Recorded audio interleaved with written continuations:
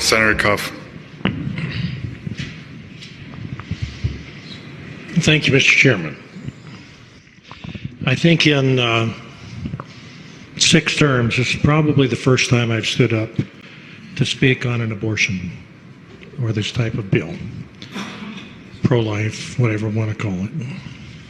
And as I listened through, I pushed my button previously, but it was missed, so I decided I would go ahead and speak at this time about something that happened about 110, 12 years ago.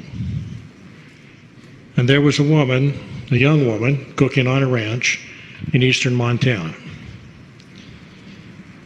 And she came up pregnant.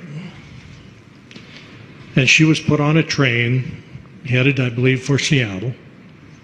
And she went into labor as they approached Kalispell. And the train stopped in Kalispell.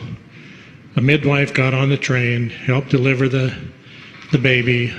The mother did not want the baby, couldn't keep the baby, didn't know how to take care of it, didn't know how she could make it. And the midwife took the baby and raised it. And many times we say a man shouldn't be able to stand up and talk about a woman's health, a woman's rights, a woman's decision on that life. Well, that woman was my mother. And if she wasn't born 110 years ago, neither would 6 of her children.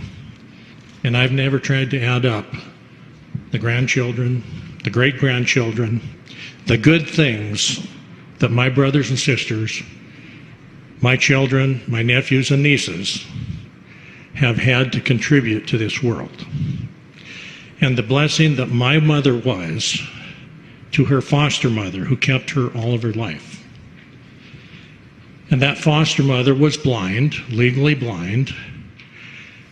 And when my mother was a little girl, her husband died. And my grandmother went to work in a restaurant.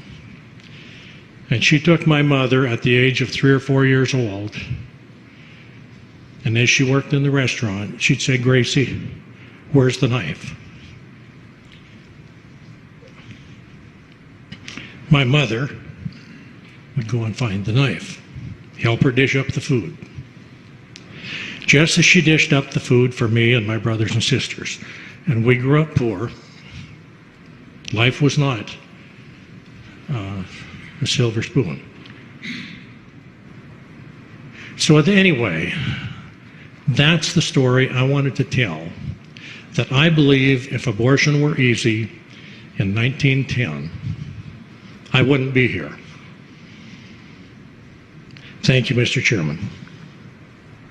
Oh, yes, I meant also to say that my grandmother, my mother's birth mother, did get the chance to see my mother breathe, see her heartbeat as they hugged some, I don't know, 40 years or more later. One of my older brothers was in the Navy, found her in Seattle, sent money for us to take the train out and meet our real grandmother. She took us around town. She got to pick us up and hold us and feed us. And I think she was a happy woman for that, Mr. Chairman. Thank you. Senator Konauer.